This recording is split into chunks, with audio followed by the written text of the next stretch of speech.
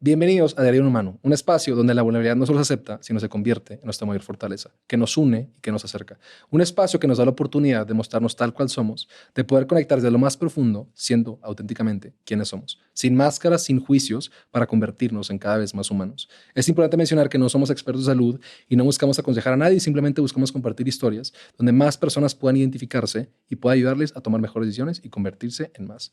Hoy tenemos el diario de Val de la Torre. Let's fucking go. Let's fucking go. Estoy súper emocionado de esta entrevista y creo que quitaré la palabra entrevista de esta plática porque creo que eso es una plática para poder conocer más de ti, de tu historia. Creo que ahorita nos meteremos a eso y creo que muchas veces la gente pone etiquetas a las personas de que es que vales así y pero realmente somos el conjunto de las cosas que pasamos y cómo las interpretamos y de nuestra esencia, ¿no? Entonces, el objetivo de eso es poder conocerte a través de tu historia.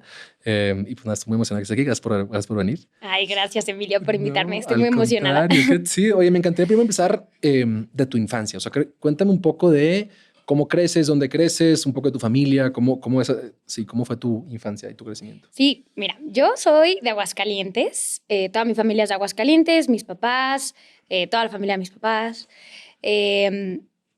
Bueno, mi familia somos mis papás. Yo tengo una hermana cuata y un hermano 2 años más chico. Somos 3 en total. Y pues no sé, o sea, si tuviera que describir mi infancia como con alguna palabra sería felicidad. O sea, fue también súper estable. Fue como que creo que una infancia rodeada de amor, donde nunca nada me faltó.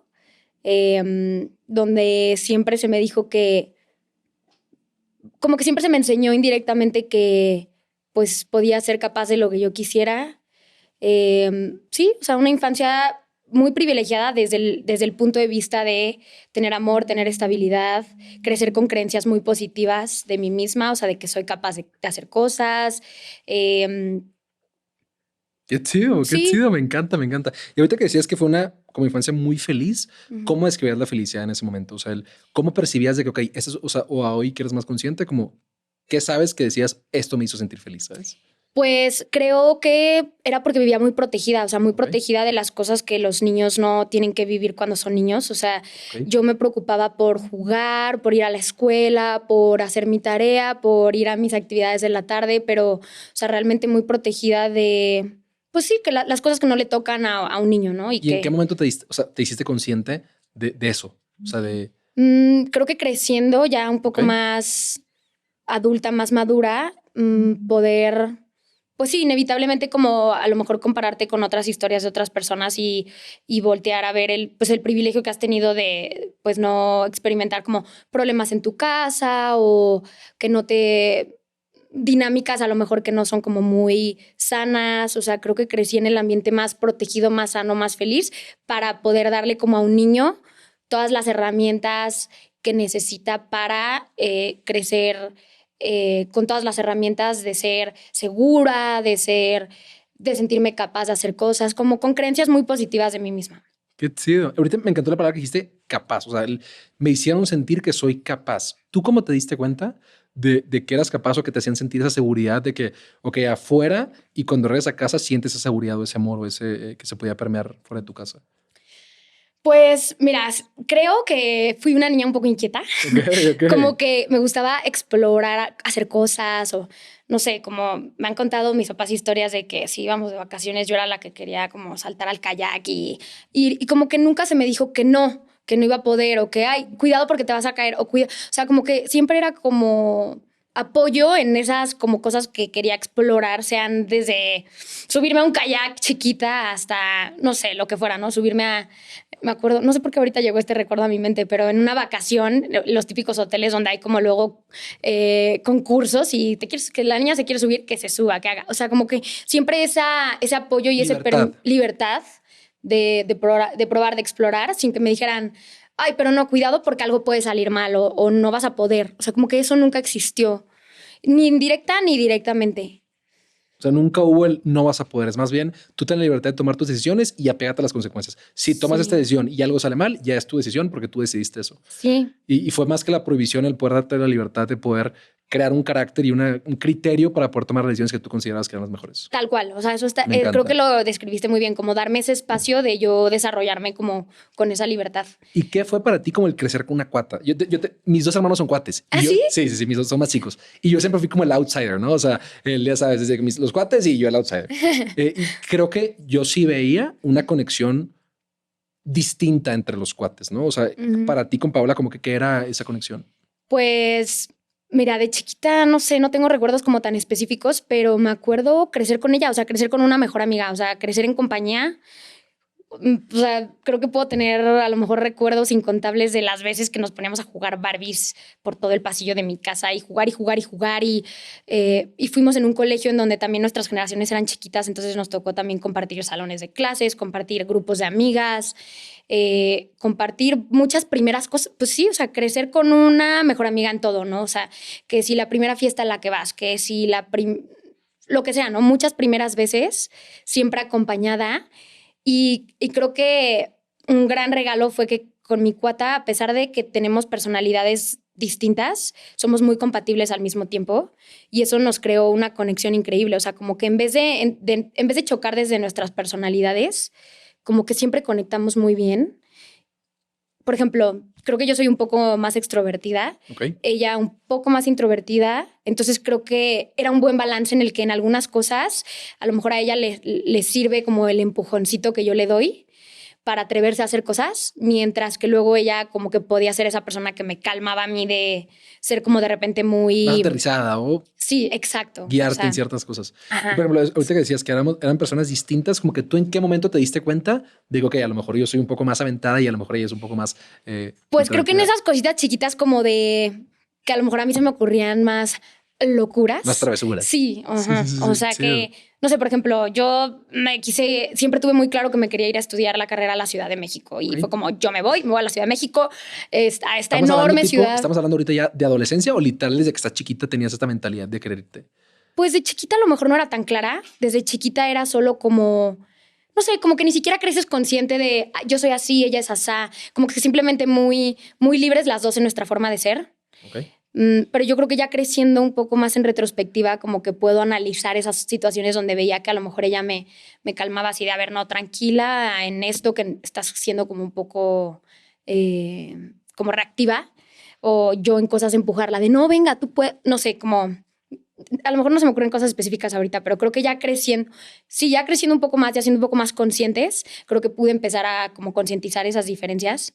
Pero una muy clara creo que fue, por ejemplo, eso, ¿no? Que como que yo decía, no, yo sí me voy a México. Y ella, no, yo quiero aquí, estoy, o sea, como, pues sí, cada una al final. Yo me voy. Sí, yo lo tuve muy claro. Por ejemplo, si yo te preguntaba de tu niñez, ¿qué evento crees que fue el que más te marcó? O sea, si tú dijeras que piensas tu niñez, ¿qué evento fue el que más te marcó? ¿Qué responderías? Un evento en específico, híjole. O algún recuerdo que digas, este recuerdo es muy bonito para mí, puede ser, no sé, lo que... Es una buena pregunta. No sé. A lo mejor como que vienen a mí muchos recuerdos de como vacaciones familiares y que fueran muy felices, o sea, como siempre mucha unidad. O sea, siempre mis papás juntos, siempre con mis hermanos juntos, siempre ver esa estabilidad con mis papás. O sea, yo nunca los vi creciendo como discutir o estar en diferentes canales. O sea, creo que eso a mí... O sea, para ti el amor se refleja en presencia y estabilidad de que como familia, estos momentos como vacaciones, etcétera, como el estar todos presentes, son momentos que para ti se permearon el resto de tu vida. Sí. Y esa transición de la infancia a la adolescencia, como que esa etapa donde estás creciendo, ¿cómo fue esa transición? Pues feliz, o sea, muy feliz, muy estable. O sea, creo que con todas las características de repente ser una puberta y estar descifrando ahí las cosas, pero pues también muy estable, o sea, muy rodeada de muy buenas amistades, que creo que en esa época de la vida las amistades empiezan a ser como muy importantes porque pues es esa etapa de la vida en la que a lo mejor ya diverges un poco de... empiezan a hacer los grupitos y empiezan a hacer... Sí, o que ya como que, ay, mamá, que... O sea, a lo mejor ya los papás... A lo mejor ya es como esa etapa en la que como que quieres como independizarte un poco de tus figuras como paternas y y sí, como que empezar a descubrir la vida un poco más como solo e independiente. Y es cuando las amistades empiezan a, como a influir mucho en tu forma de pensar, en tus decisiones. Y creo que yo también fui muy afortunada de en esa época donde puedes a lo mejor ser un poco vulnerable de opiniones de otras personas, pues siempre tener amigas, buenas amigas, o sea, amigas que te impulsan a ser mejor, amigas que genuinamente se alegran de tus logros, que genuinamente te quieren ayudar si algo está pasando, consejos, o sea, buenos consejos. Entonces ¿Y creo a qué se lo que... atribuyes el que hayas seleccionado o atraído a esas amistades? Creo que muchísimo el colegio en el que Ok. estuvimos y los valores que nos inculcaban. Creo que también ellas venían de círculo, de situaciones familiares como también muy estables, donde a lo mejor también ellas experimentaron siempre mucho amor, mucha estabilidad.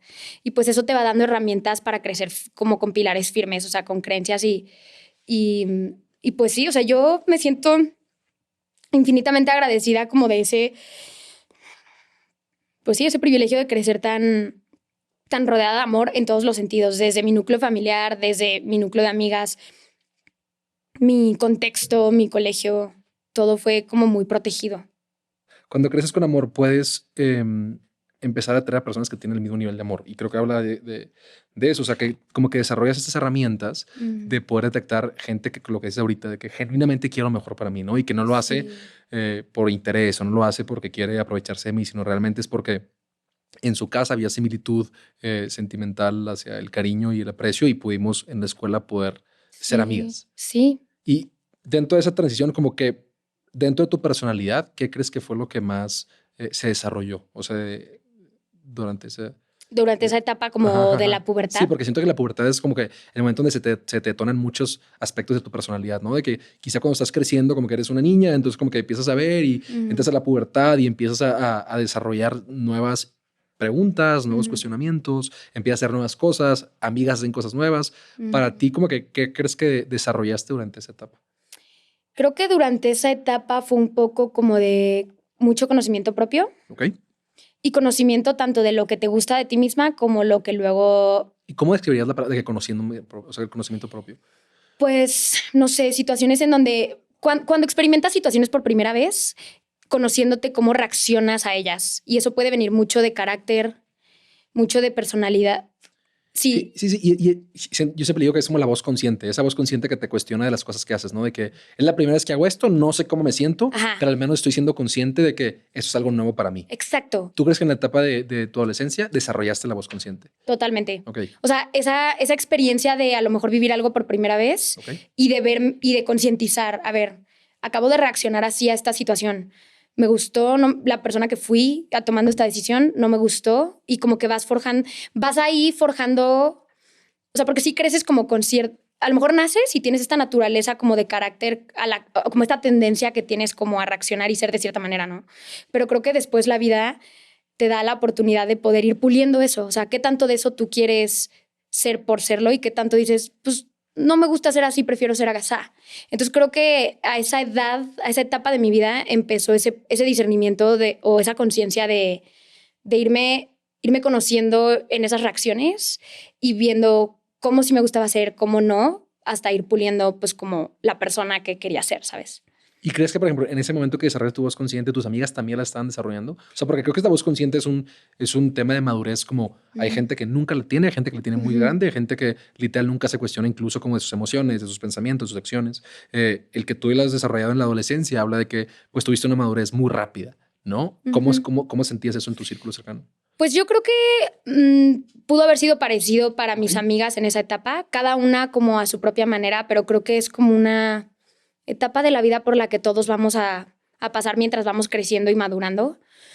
En mi experiencia, por lo menos, creo que la inteligencia emocional vino un poco después, Ok.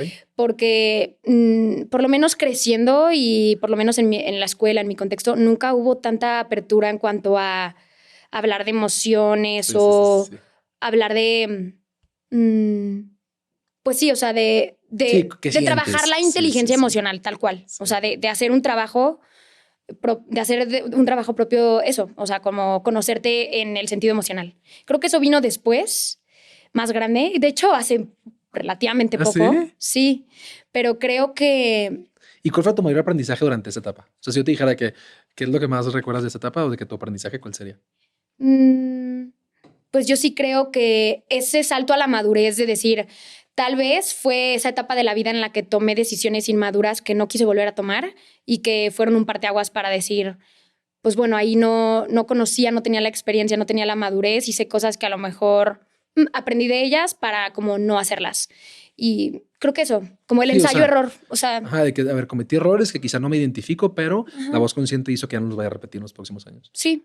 Y o sea, y desde cosas tan pequeñas como, no sé, estar en una conversación y desacordar y cómo reaccionaste a ese estar o sea, desde las cosas más tontas, ¿sabes? A lo mejor no tienen que ser como cosas o errores muy grandes, pero como conocerte en esas reacciones pequeñas del día a día y decir, creo que... Siento que en la adolescencia salen como estos impulsos. Exacto. ¿Sabes? De que impulsos que no controlas porque nunca los había sentido. Entonces, cuando tienes impulsos y como que empiezas a darte cuenta de que, a ver, soy súper impulsivo en esto. O fíjate que cuando dicen esto me detona una inseguridad súper fuerte que reacciono de cierta manera. Y eso es como que siento que en esta etapa es donde todo sale, todo brinca. Exacto. O sea, fue mi etapa de la impulsividad. ¿Y tú eras impulsiva? Sí. Okay. Oye, ¿por qué crees que eras impulsiva? ¿O en qué escenarios crees que eras impulsiva? Pues creo que mi carácter, o sea, o sea, desde que nací, este carácter con el que nací, como que esa es mi tendencia. O sea, como impulsiva, como no pensar las cosas, como, ay, quiero hacer esto y lo hacía. O ay, quiero decir esto y lo digo. Como no me daba la pausa como para ser un poco más racional con mis decisiones. Muy impulsiva, literalmente, o sea, reactiva. Y creo que ahí es a lo que vuelvo, donde siento que mi hermana era y al día de hoy sigue siendo un súper balance para mí, porque me calma, me enseña como a ver, tranquila, puedes como tomarte una pausa, pensarlo. Y creo que eso fue una gran lección de esa etapa. O sea, aprender a no ser tan así y a querer ser un poco más, no estoy encontrando la palabra, pero más intencional con lo que digo, con lo que hago, con a dónde voy. Qué padre, me encantó la palabra intencional, o sea, ser intencionada a las cosas y cosas que digo y cosas que hago. Ajá. Y creo que estos aprendizajes como que te hicieron cambiar y como desarrollarte distinto a tu etapa de como adultez. O sea, ok, en la adolescencia empiezo a ser un poco más consciente, transiciono hacia la adultez, que supongo que en ese entonces ya me quiero ir a la Ciudad de México. Tengo un poco de madurez, como que quiero salirme de donde estoy, quiero salirme del círculo donde estoy. Amo a mis amigas, amo a mi familia, amo a Aguascalientes, pero creo que para mí sigue irme a la Ciudad de México. Supongo que esa es la transición que tienes. Sí. Esta voz consciente, ¿cómo se desarrolló en tu personalidad en los próximos años? Pues mira, creo que en esencia siempre he sido la misma persona. Sí, claro. Porque como que siempre he tenido como ese sentido aventurero de... Yo vi México como una aventura y dije, por la aventura. O sea, ¿tú crees que dentro de tu esencia está la aventura? Sí, pero claro. Ok. Totalmente. Entonces yo creo que nunca perdí esa parte así de por ello, o sea, como un poco impulsivo, un poco extrovertido, un poco aventurero, pero creo que sí se fue desarrollando de una manera más madura con el tiempo. O sea, como que esa impulsividad ya no me hacía hacer cosas de las que luego decía, uy, no me gustó la persona que fui cuando le dije esto a mi amiga. No me gustó, ¿sabes? Como que eso lo aprendes en la pubertad, lo vas puliendo, lo vas madurando y me gustó, o sea, que como que encontré a lo mejor un poquito más de balance en esa parte, pero como que nunca perdiendo ese sentido de todavía soy un poco impulsiva si me quiero ir a México y quiero experimentar la gran ciudad, ¿no? Porque después de vivir en Aguascalientes toda mi vida, yo decía, my God, me voy a ir a la ciudad enorme, ¿no? O sea, como que eso a mí me llenaba de emoción, como probar cosas nuevas, conocer gente nueva. Creo que esto nació de que un año de preparatoria lo viví de intercambio en Canadá. Ok. Y fue como ese primero salir de, pues, lo que conoces, ¿no? De tu círculo y de tu mundo y de donde creces en Aguascalientes, que a ver, increíble y hasta al día de hoy por siempre va a tener un súper lugar especial en mi corazón, pero creo que fue esa primera experiencia como de volar, de conocer algo nuevo y me encantó. De ahorita el paradigma. Y por ejemplo, la persona que se fue a Canadá y la que regresó, ¿crees que fue distinta? Sí. Sí, porque sí creo que a lo mejor, y ahí creo que la mayor enseñanza fue como... Creo que crecí tan protegida y tan llena de así como el mejor ambiente para crecer que a lo mejor pudo llegar hasta un punto de a lo mejor ser un poco ingenua ya a esa edad.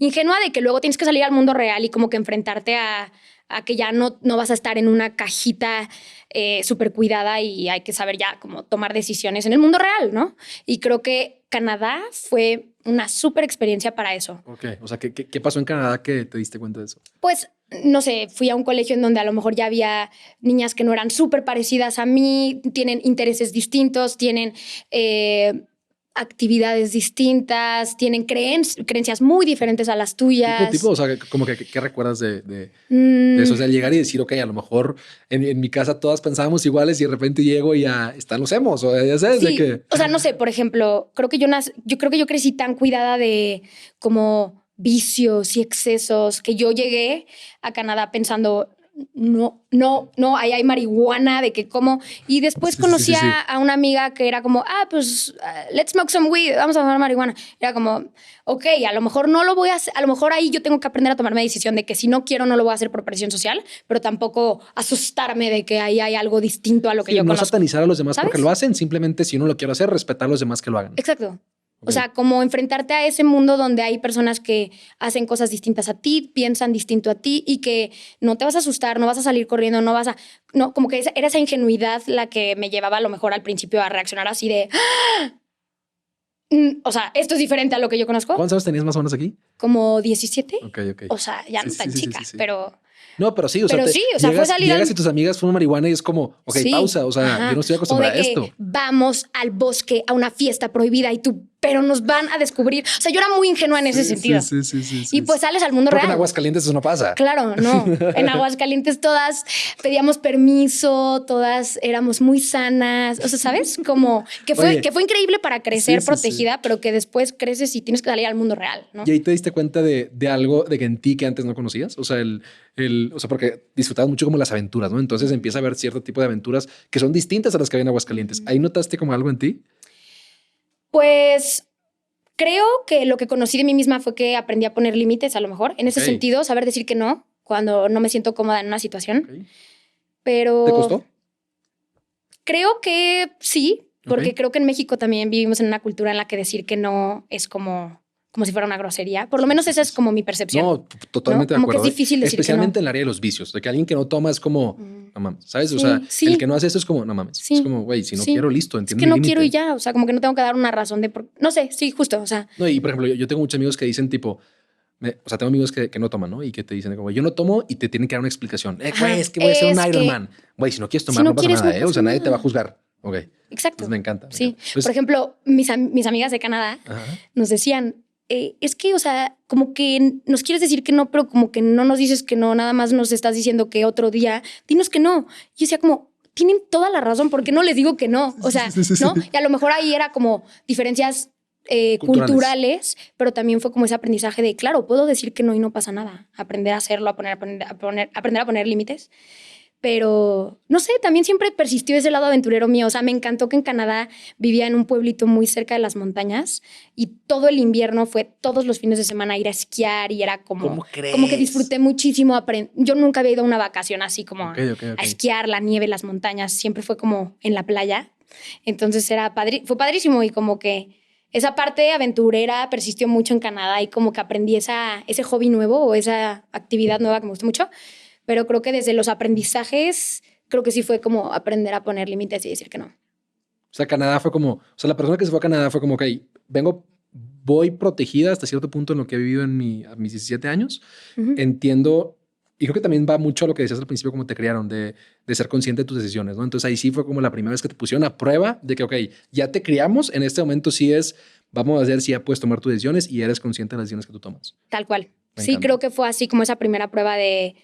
Ahora sí estás en otro país, viviendo con otra familia, en otro colegio, tú ya tienes que tomar todas esas herramientas que tuvimos por 17 años, ahora son tuyas para tomar tus decisiones. ¿Te dio una seguridad en ti? O sea, al principio hablabas que creciste como muy segura. ¿Tú crees que ahí el tomar tus decisiones incrementó tu seguridad? Totalmente. Ok. Sí. Entonces regresas a México ya siendo mucho más segura, ya poniendo tus límites. Ok, ¿qué pasa? ¿Te vas a la Ciudad de México entonces después? Pues regresé a como acabar mi último año de prepa y creo que ahí sí hubo un poco ya como de desesperación de que ya quería salir del colegio donde todavía había reglas como muy, no sé cómo estables, estrictas. Sí, un poco estrictas, exacto. Como que yo después de experimentar Canadá dije es que ya estoy lista como para seguir conociendo el mundo, seguir explorando, teniendo estas experiencias nuevas.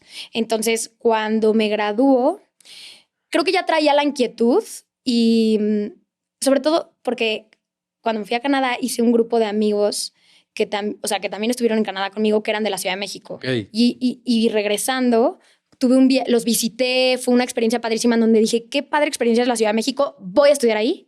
Y como que tuve esa certeza, pero luego, no sé, cuando ya es momento de aplicar, ver en dónde vas a estudiar, creo que me ganó un poquito como va a ser un poco más difícil hacerlo a México que si lo hago aquí. Bueno, ya lo hago aquí. Como que dejé que se durmiera un poquito esas ganas que tenía de irme y dije, ya, bueno. ¿Por qué? ¿Tú crees que fue como más por miedo, por incertidumbre o crees que simplemente...? Creo que sí fue miedo. Ok. A lo mejor confrontar a mis papás y decirles, no, quiero en México y no aquí. O aunque no sé, o sea, creo que sí fue miedo. Y creo que también fue como... va a ser un poquito más difícil, me va a tomar un poquito más de esfuerzo, de energía. Bueno, ya aquí, como que me fui por la opción cómoda, tal vez, la segura, la cómoda. Y pues eso hice, terminé aplicando al TEC de Monterrey de Aguascalientes, empecé el semestre de negocios internacionales ahí, bien, pero como que algo no, yo decía, es que no es aquí, no. O sea, seguía teniendo esa inquietud, quiero México, y dije, pues, lo voy a hacer. Exacto, que ni modo, o sea... Y son esas, o sea, suena tonto, pero fue como esas primeras veces en las que la vida te empuja a ser valiente y como escoger escoger lo que tú quieres, no lo que tú crees que la gente quiere que escojas. Y ahí fue como, no, lo voy a hacer. Y me acuerdo que yo estaba nerviosísima de llegar a decirle a mis papás. Entonces yo me encargué de tener un plan antes, así, ya voy a encargarme de ya tener carta de aceptación en la universidad, de ya tener beca, de ya tener así todo el caminito como para que ellos digan, bueno, ok, tal vez sí. Y sí, pues un día llegué así temblando con ellos, les dije y solo me acuerdo que me apoyaron. O sea, y fue... Ahí regreso a lo que como que siempre hubo en mi casa, que siempre me apoyaron, que nunca me dijeron, no vas a poder, no, la ciudad es mucho para ti, no, como que siempre me dieron esa libertad de a mí tomar mis decisiones, siempre me apoyaron y eso a mí me daba la confianza y la seguridad de seguir tomando decisiones por mí misma. Me encantó lo que dijiste. Lo más valiente es hacer lo que quieres, no lo que la gente quiere que escojas. Y 100% cierto. Y más en esa etapa donde como que todos opinan de tu vida, ¿no? De que estudia esta carrera y haz esto y mijita deberías de, ¿sabes? Y todos empiezan a decir cosas que, ok, entiendo que estás preocupado por mi futuro y quieres lo mejor para mí, pero también yo tengo que ser valiente a las decisiones que yo siento de mi intuición. Ajá. ¿No? De mi intuición me dice, hoy la idea es irme a la Ciudad de México. Y si tengo que dejar atrás esto que llevo 6 meses más X cantidad de cosas, como creo que es el momento. Exacto. Entonces decidí ir de la Ciudad de México. ¿Qué pasa después? Lo decidí, lo hice. Let's fucking go. Sí, y me encantó. O sea, me encantó. Terminé quedándome a vivir en la Ciudad de México casi 10 años. Me mudé en enero del 2015. Entré a estudiar, porque también me cambié de carrera. Estudié negocios internacionales. Empecé negocios internacionales en Aguascalientes. Me cambié a México, a Derecho, en la Anáhuac. Me encantó. El grupo de amigos que hice, el vivir sola. Eso también te deja unos aprendizajes enormes porque, pues ahora sí, estás tú sola y tú sola. O sea, tú te las arreglas. ¿A diferencia de Canadá, como que qué aprendizaje tuviste ahora sí viviendo sola? Ya un poco más grande. Pues que en Canadá sí era todavía era menor de edad, todavía era en un programa en donde estábamos muy cuidados, en donde había que tener permiso de los adultos, en donde México sí fue esa primera experiencia de ahora sí estás completamente dueña de tu independencia para tú hacer de esta experiencia lo que tú quieras con todas tus decisiones. O sea, claro, ir a la universidad, echarle ganas, sacar tus semestres, todo, pero como que vivir sola y aprender a ser independiente. O sea, a lo mejor en Canadá vivía en una casa en donde era la señora de la casa la que iba al súper, la que tenía la comida lista, la que me llevaba, la que me traía, la que aquí era ahora sí estar sola y arreglármela sola. Y ¿te costó? No, creo que no me costó. Me acuerdo que me hacían muchísimo la pregunta de no extrañas aguas. Y como que yo decía, hijo, no sé si me siento culpable de decir que no. Tal vez no. O sea, lo estoy gozando. O sea, obviamente extraño a mis papás, obviamente extraño a mi familia, extraño a mis amigos, pero estoy siendo tan feliz viviendo esto que pues los voy a ir a visitar. O sea, no pasa nada, estoy viviendo esto nuevo. Los amo, pero aquí estoy muy bien. Exacto. Los amo, pero pues me toca volar, me toca vivir, me toca hacer mis cosas. Y eso siempre lo tuve como muy claro, no sé.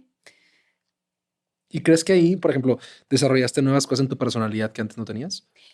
Porque ahorita hablabas de, ok, ya es ahora sí independencia, ¿no? Y ahora sí es ir a Sí. la escuela, estudiar derecho, es una carrera complicada que te pide, que te requiere mucho, que es muy demandante, ¿no? Más irte a Sí. vivir sola, etcétera. Ahí crees que, por ejemplo, no sé, el orden, la estructura, este sentimiento como de aventura, ¿crees que lo seguiste permeando? No sé. Pues mira, creo que en el sentido escolar siempre fui muy disciplinada, siempre fui muy estructurada, eso nunca tuve un problema. Eh, Siempre me fue, y sobre todo porque tenía beca, tenía que yo tener muy buenas calificaciones para mantenerla toda la carrera, pero creo que el aprendizaje fue más en la vida personal, Ok. o sea, el cuidado personal. Creo que mis primeros semestres no me importaba lo que comía, no me importaba lo que dormía. O son tus primeros semestres, vives sola en la Ciudad de México, te sientes dueña del mundo, salía muchísimo, no sé, como que ese cuidado personal lo fui aprendiendo con los años a ser un poco más intencional de, a ver, esto me está haciendo bien, esto que como es bueno para mi cuerpo, no es bueno para mi cuerpo, tomar 3 días seguidos el fin de semana es bueno para mi cuerpo, no es bueno para mi cuerpo, como que encontrar ese balance en tener un estilo de vida saludable, estructurado y ordenado en el lado personal. O sea, en mi vida personal, no tanto en las responsabilidades de la universidad. ¿Y cuánto tiempo te tomó aprender esto? Yo creo que los primeros 2 o 3 años de la carrera Ok. fue al final cuando ya era un poco más estructurada, un poco más... también la vida y lo que pasa con derecho es que tienes que empezar a trabajar muy joven.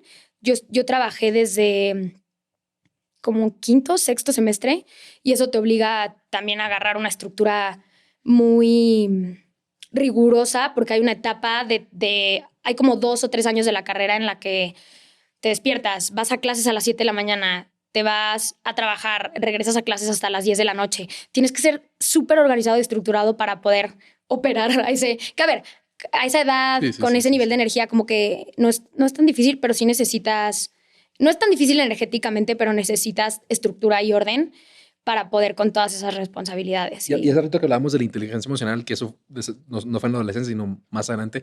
¿Crees que aquí habías desarrollado la inteligencia emocional o todavía no entraba dentro de tus... No, creo que lo aprendí un poco más grande. O Ok. sea, como el realmente aprender a ponerle nombre a mis emociones, a poder entender cómo mis pensamientos y mis emociones se relacionaban y cómo eso repercutía en mis acciones. Todo eso lo aprendí, yo creo que hace 1 año, 2, Wow. o sea, grande. Y lo que decíamos de que aprendiste en Canadá el tema de los límites, ¿tú crees que cuando te viniste a México otra vez como que se abrieron otros límites que a lo mejor tuviste que aprender otra vez a poner límites? Creo que sí me enfrenté a saber volver a poner límites, pero no a aprender a hacerlo por primera vez. Ya había aprendido a hacerlo en Canadá.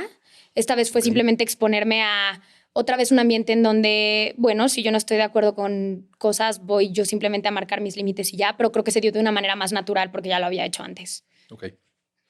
Ok, entonces estás en derecho, ya sabes hacer límites, ya entiendes la organización, la disciplina, estás trabajando, tienes una carrera como muy disciplinada, muy exigente, te gradúas. ¿Qué pasa después de tu graduación?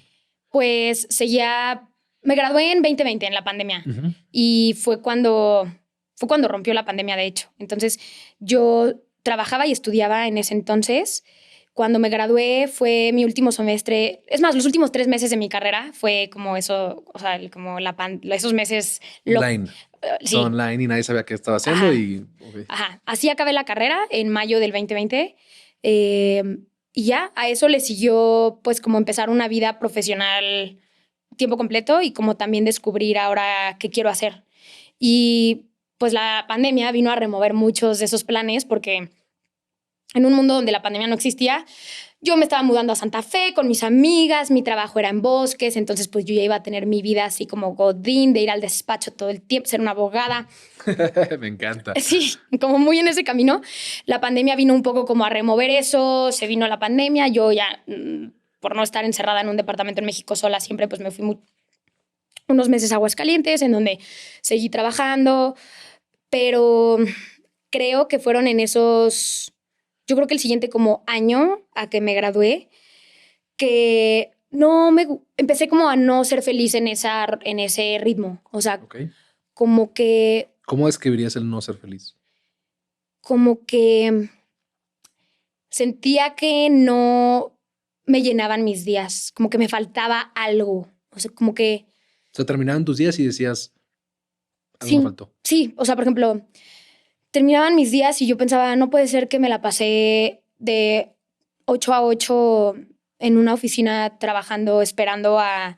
Que a ver, o sea, no digo que en serio no quiero que suene a que ahí esta niña no quería trabajar, pero No, no, era lo no. único, era lo único que No. hacía, no había Sí, sí, balance. no sentías que no sentías valor, ¿no? O sea, simplemente estoy haciendo una rutina a la que yo no me siento que estoy aportando algo ni que me está dejando algo a mí en mi persona. Sí. Sí, Como sí. que decía, todos mis días son así repetitivos y es solo esta cadencia de ir, estar metida en esa oficina haciendo contratos, revisando llamadas, pero era lo único que hacía los 5 días de la semana, todas horas. Que hay mucha gente que lo disfruta también. Claro. O sea, y simplemente, o sea, creo que es importante el decir de que, a ver, tú te hiciste consciente que tú no lo disfrutabas. Sí. Y en el momento que te haces consciente que no lo disfrutas y sigues ahí, creo que es un problema también de estoy escogiendo estar en este lugar. Entonces, Sí. tú dijiste, a ver, yo ya me di cuenta que esto no lo disfruto.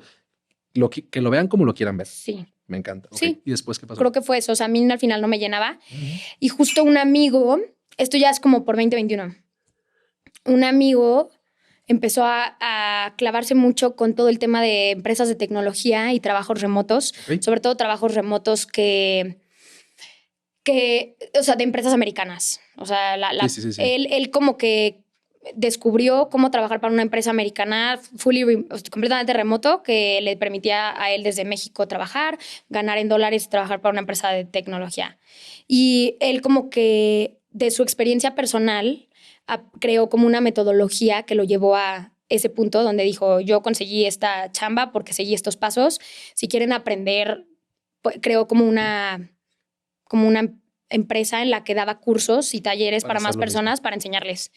Y yo en esa crisis como que empecé a ver mucho lo que él hacía. Yo decía, es que wow, o sea, lo que él hace es increíble, porque este lado aventurero mío era como, pues estoy todo el día metida en una oficina, ¿en qué momento voy a poder? O no sé, ya llevaba un poco más de balance personal en mi vida. Entonces, ¿a qué hora puedo hacer ejercicio? ¿A qué hora puedo ver a mis amigas? ¿A qué hora puedo hacer viajes que me gustan? Como que toda esa parte del balance, pero también de la aventura no existía en mi vida. Entonces, verlo a él, tener un trabajo remoto que le permitía viajar y desde sus viajes trabajar y generar y ser feliz y tener crecimiento profesional, tener tiempo para hacer ejercicio, tener tiempo para sus amigos. Todo lo que yo veía en lo que él hacía era lo que yo buscaba. Entonces yo me obsesioné y yo, o sea, ¿cómo le hago? Y es un amigo, de hecho, con el que reconecté en esa época de mi vida porque nos conocemos desde chiquitos, pero pues él vivía en Monterrey, yo en Aguas, México, como que pues tomamos caminos muy separados en el que dejamos de ser cercanos muchos años, pero eso nos unió, porque le empecé a preguntar, es que, o sea, ¿cómo le haces? Yo quiero, me dijo, yo te enseño, Santiago, mi novio y yo nos metimos al curso, o sea, yo me obsesioné, dije, o sea, yo consigo una chamba así, porque yo consigo la porque consigo. Sí. Como México. Yo me voy a México porque me voy, yo consigo la chamba porque la consigo. Sí. Me encanta. O sea, ahí yo sabía, yo lo tenía claro, yo dije, por ello. Y sí, o sea, fui muy afortunada que él me enseñó. Era una época en la que el mercado de trabajos remotos estaba así como en un boom, en el que todas las empresas de tecnología estaban contratando muchísimo, todas las empresas trabajaban remoto. Entonces, yo primero dije, híjole, no sé cuáles van a ser mis posibilidades de éxito porque yo estudié Derecho. O sea, no sé qué tengo que aportar a una empresa de tecnología cuando yo doy asesoría legal en México, ¿no? Entonces, pero mi amigo me dijo, pues, ¿por qué no tratas por tecnología legal? Hay empresas que se dedican a brindar tecnología en el sector legal. Ese puede ser un buen puente para ti. Y sí, eso hice. Di con la empresa con la que hoy en día trabajo. ¡Qué chido! En 2021, que se llama Simply Agree. Y era una empresa en la que cuando leí la tecnología que ellos vendían, entendí perfecto el problema que atacaban, porque yo lo experimenté. Entonces me acuerdo que apliqué y que les dije, oigan, me parece impresionante esto que hacen porque pues yo como abogada en México he experimentado este problema logístico muchas veces y qué padre que su producto lo automatice, lo haga más eficiente. Y como que eso conectó con mi jefe que leyó mi aplicación, le encantó. 3 entrevistas después me hicieron una oferta y aquí estamos y me encanta y soy súper feliz y desde ese momento encontré como ese balance que yo buscaba. O sea, un trabajo en el que he tenido retos, he tenido muchos aprendizajes, he tenido crecimiento profesional, pero también me permite tener ese balance en mi vida personal y me permite viajar. O sea, para mí la libertad está muy ligada a la presencia, poder estar donde yo quiero. Si quiero estar aquí en México. Creo que es muy importante lo que dices ahorita, Val, o sea, que tú te diste cuenta de que, ok, ¿qué no disfrutabas? ¿Sabes? O sea, yo no disfruto el trabajo de 8 y creo que es bien importante necesitas saber qué quieres para ir a buscarlo. O sea, y para todas las personas allá afuera que los escuchan, de que, a ver, siento que a veces nos hacen sentir mal cuando no disfrutamos algo, ¿no? De que qué privilegiada que estabas hablando que no te gustaba eso. No, a ver, pausa. O sea, yo me di cuenta de esto y me di cuenta de que no quería, pero que sí quiero. El momento que te hiciste consciente que querías la vida que tenía tu amigo, dijiste, ¿qué necesito? Lo voy a buscar. Entonces ahí ya toda tu energía fue, voy a buscar eso y por eso se consiguió. Pero si no sabes, si no sabes qué quieres, ¿cómo vas a ir a buscarlo? Sí. Me encanta Totalmente. Me encanta ese aprendizaje. Entonces, ok, consigues el trabajo que te gusta, empiezas a tener como esta vida remota. ¿Qué haces con la vida remota?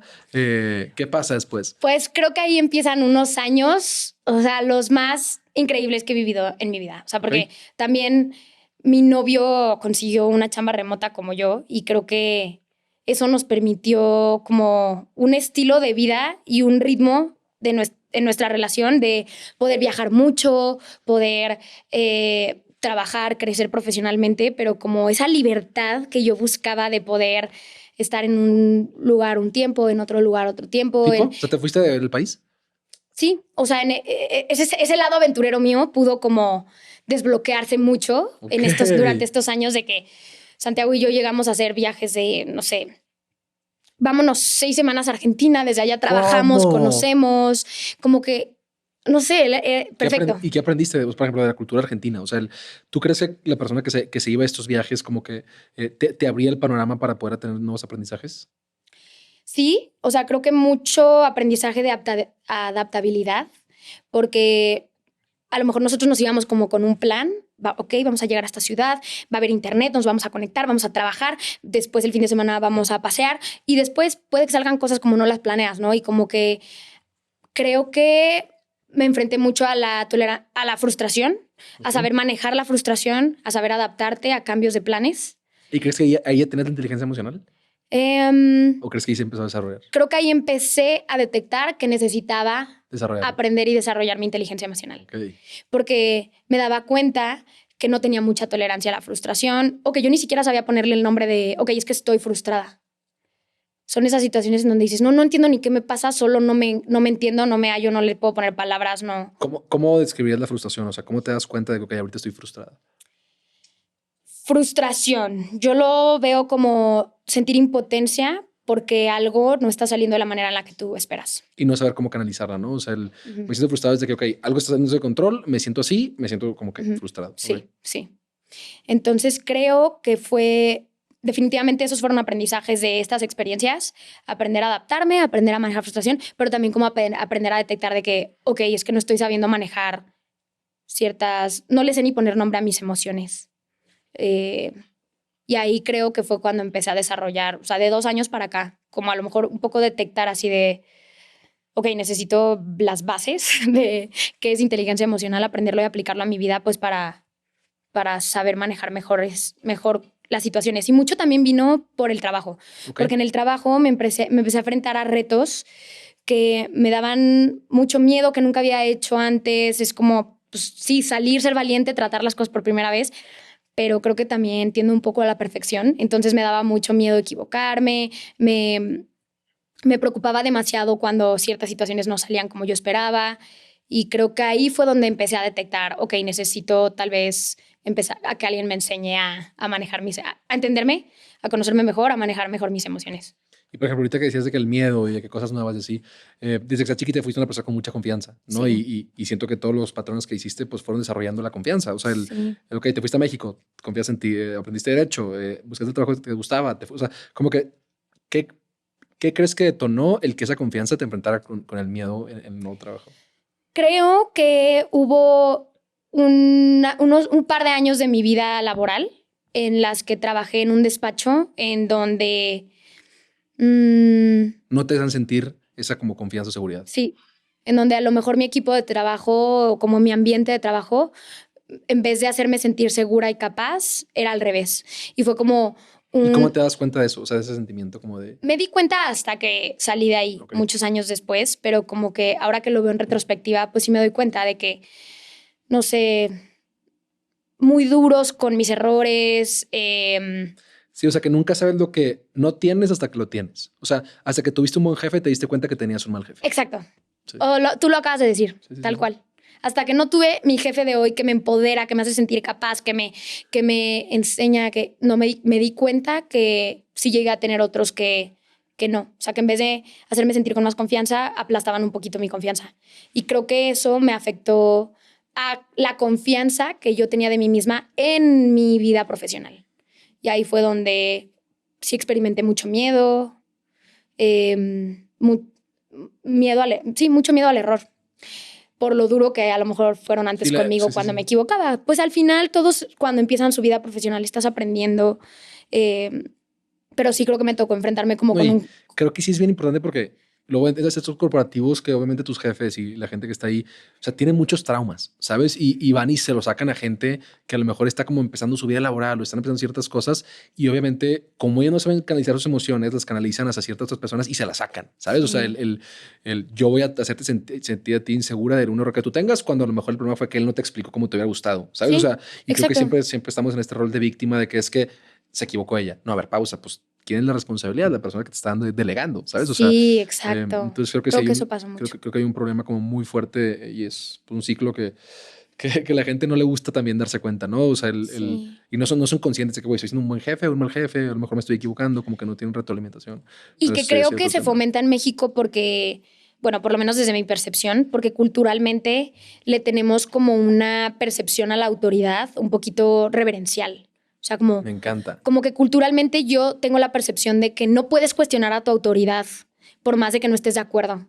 Y creo que en el ambiente laboral eso se fomenta mucho y no da espacio a que por lo menos puedas expresar transparentemente tus opiniones si son diferentes a las de alguien que tiene más autoridad que tú o cosas así. No, y me encanta. Y no solo la autoridad, siento que también el sistema. ¿No? O sea, ahorita que decías, sí. A ver, yo no disfruto estar de 8 a 8, ¿sabes? O sea, y es un cuestionamiento que tú viste que hay mucha gente que no se lo cuestiona o si se lo cuestiona como que lo apaga. Es que así es. Y usan este pensamiento de que es que así tiene que ser. Ajá. O sea, si tú quieres progresar como abogada, tienes que vivir esto, ¿sabes? Y es como, a ver, hay otros caminos, ¿sabes? Y si no te cuestionas, pues nunca los vas a encontrar tampoco. Exacto. Entonces, qué bueno que te diste cuenta como que de sí, o sea, que pudiste encontrar un jefe que te diera la confianza y que también... Creo que no solo es que te den la confianza, sino que te pongan en situaciones donde puedas generar también tú la confianza. Porque es bien fácil decirte, confío en ti, a decir, enfréntate, ¿sabes? O sea, no es lo mismo. Sí, de acuerdo. No pero creo que he sido súper afortunada que ahora tengo esa experiencia, o sea, ese jefe que confía en mí, me permite, me deja a mí tomar mis propias decisiones y creo que ahí es donde uno encuentra su propia confianza. O sea, creo que ahora platicando de toda esta historia, vuelvo a, pues, de chiquita, creciendo, como que cuando a ti te dan el espacio de tomar tus decisiones con confianza, esa confianza se desarrolla sola, como que esa confianza tú solito lo desarrollas en tu propia experiencia. La confianza se desarrolla poniéndola en práctica, me encanta. Sí. Me encanta. ¿Qué pasa después? Entonces te vas a la Argentina y estás como de remoto, tienes un jefe que te apoya, tienes retos, estás creciendo. ¿Qué pasa después? Pues, o sea, yo los describo como mis años de auténtico privilegio. O sea, yo volteo y hasta hace poquito le decía a Santiago, mi novio, de que, o sea, wow, o sea, es que en serio lo tenemos todo. ¿Qué más le podemos pedir a la vida? Lo tenemos todo. Y pues así se vieron los últimos 3 años y medio. Muchos viajes, mucho aprendizaje en el trabajo, mucha libertad, mucho balance. A principios del 2024 me mudé ya, dejé mi departamento en la Ciudad de México, regresé unos meses a Aguascalientes, pero en mayo nos mudamos Santiago y yo a San José del Cabo. Mayo del año pasado, 2024. Entonces ya... Sí fue los últimos 7, 8 meses que estuvimos viviendo en San José del Cabo con esta rutina, ¿no? O sea, ya con remoto. Trabajo remoto. Y creo que el habernos ido a San José del Cabo vino mucho de lo que hacíamos, de irnos temporadas a ciertos lugares. Y originalmente iba a ir una temporada a San José. Teníamos familia de mi novio y amigos en común que ya estaban allá. Entonces era como, pues vamos unas semanas. Nos gustó mucho y decidimos pues ya quedarnos. ¿Y qué fue lo que más te gustó? Creo que me gustó el contraste de volver a regresar a vivir a un lugar más chico, como donde ya no tienes el bullicio de una ciudad tan grande como la Ciudad de México, como bajar el ritmo.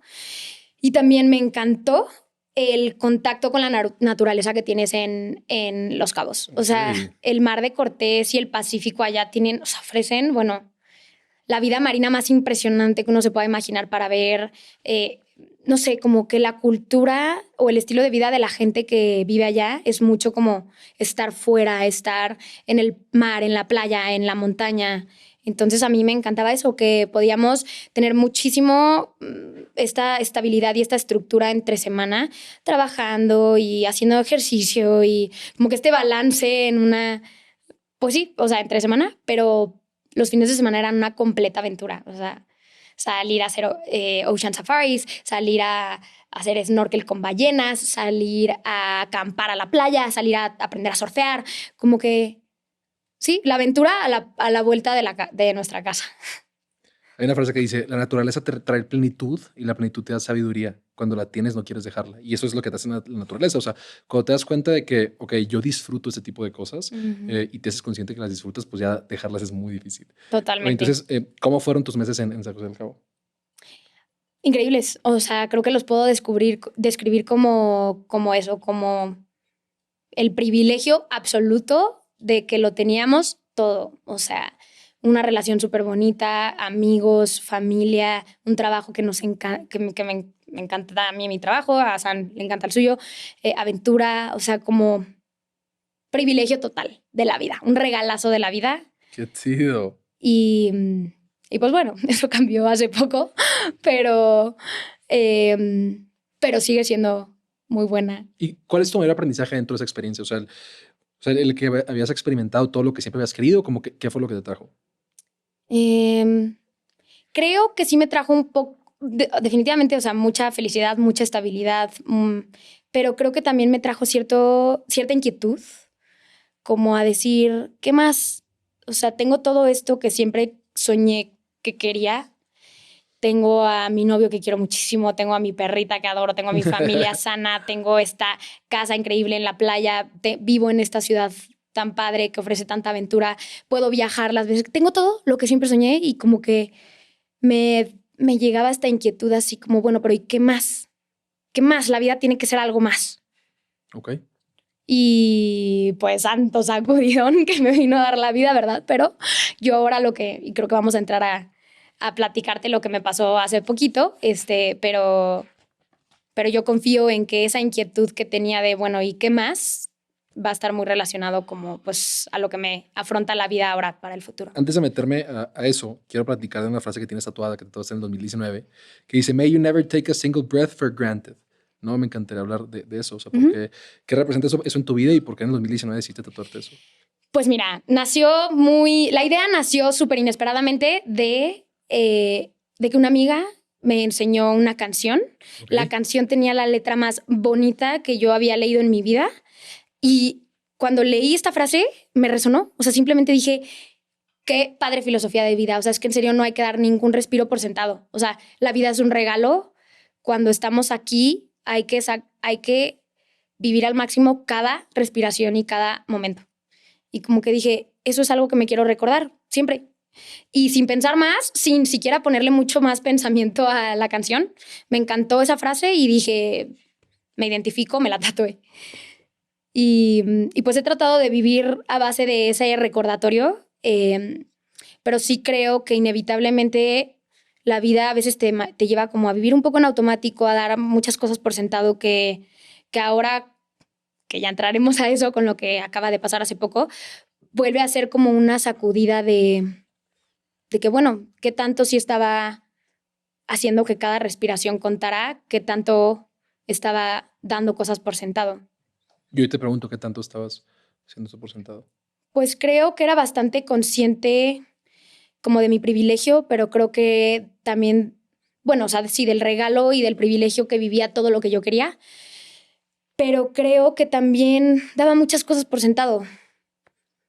Muchas cosas, el despertarme todos los días, ¿no? Que irónicamente es como justo contrario a lo que me tatué, o sea, como que despertar todos los días, dar mi salud, mi cuerpo entero por sentado, mi movilidad, tantas cosas que daba por sentado, o sea, que yo simplemente asumí van a estar siempre. Y después llega la vida y te cambia los planes y es como, ok, tal vez sí estaba dando muchas cosas por sentado, tal vez en serio sí no estaba, pude haber sido como más consciente, más agradecida de muchas cosas y de cada respiración que tomaba, de como que a lo mejor un recordatorio de que no lo es, de que esa filosofía que me encantó en esa frase en el tatuaje, a lo mejor sí no la estaba viviendo al 100%. Y después pasa el accidente. ¿Qué fue tus primeros pensamientos? ¿Cómo fue, o sea, cómo fue tu situación durante ese momento?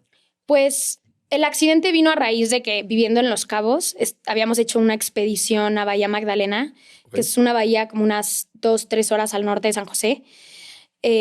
Padre, ¿qué días vivimos? Increíble, o sea, experimentamos unos días de expedición en el acuario marino más impresionante que yo he visto en mi vida. Padrísimo. Pero bueno, ya acababa la expedición, ya veníamos de regreso a San José del Cabo y cuando veníamos a la altura de La Paz, porque hay que pasar por La Paz para volver, entre que se nos había ponchado una llanta y teníamos que parcharla y nos detuvimos a parcharla y como que ya antes de seguir dijimos, bueno, pues tenemos unos tacos antes de ya regresar. Y sobre una avenida en la que ya veníamos para no desviarnos mucho, dijimos, bueno, aquí hay unos tacos, parémonos aquí, cenemos rápido y vámonos. Nos estábamos estacionando, pero son esos estacionamientos que son cajones directamente sobre la avenida.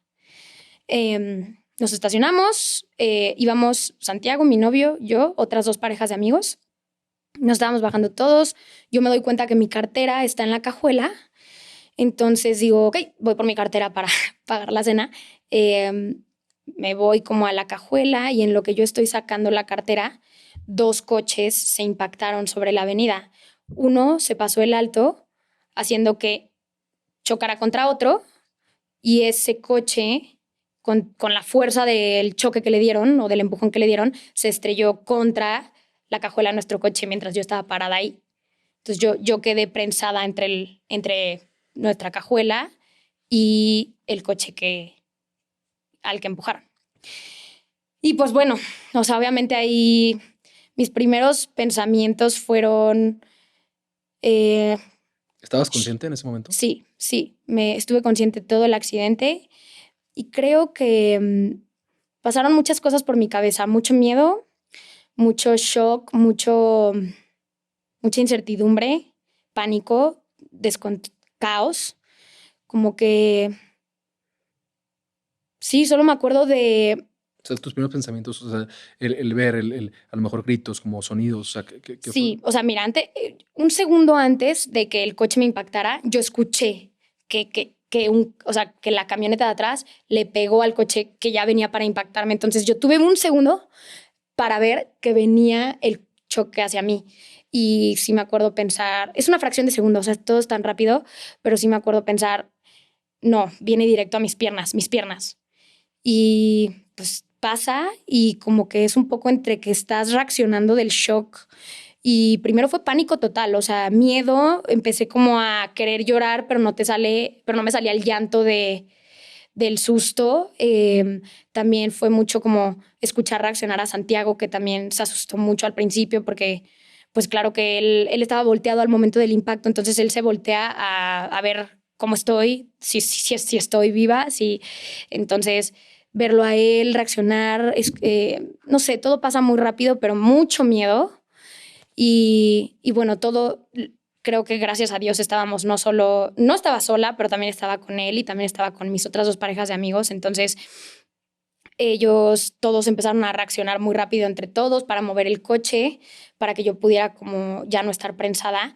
Me ayudaron a ponerme en el suelo y como que me acuerdo que eran momentos de que me quería ganar el pánico y entonces empezaba a tener un llanto desesperado de susto total, o sea, de qué acaba de pasar, no, que miedo total, pero también después como de tener a mis amigas agarrándome las manos, diciendo, respira, tranquila, tienes que calmarte. Entonces eran esos momentos de que tu mente se va a los peores pensamientos y se te está cayendo el mundo y entras en pánico total, pero luego regresas como, a ver, no, concéntrate, respira, échale ganas. Era como esa lucha entre o sea, como que o le echo ganas o me dejo como, o dejo que el pánico me invada.